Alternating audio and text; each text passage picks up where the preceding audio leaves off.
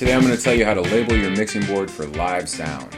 I like to label my mixing board with all my instruments on the left and my subgroups and monitor sends and effects returns on the right. And the reason I do this is for efficiency. When I'm mixing a band, I like to have all my sources on the left and all my outputs on the right, and that way when I'm mixing, I'm using muscle memory and I know exactly what to do at any given time during the show.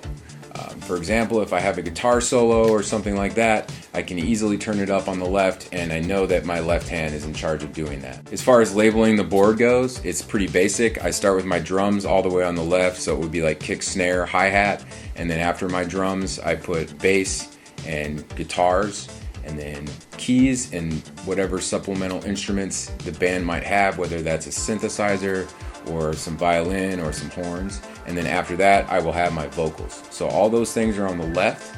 And then on the right, my subgroups, I will have, my drum subgroup, maybe a drum crush bus, and an instrument subgroup, and a vocal subgroup, and maybe a vocal crush bus for parallel processing. And those are my output stages. And then I'll have my effects. So during the show, I can just turn up a guitar if I need to, and if I have too much drums, for example, on the right side during a crescendo or a chorus in a song, I can easily turn those down and control that with the overall volume in a subgroup. The mixer that I'm using has a lot to do with how I'm labeling my board. For example, digital mixers are what we're using these days, and they have scribble strips, and usually they have banks of faders.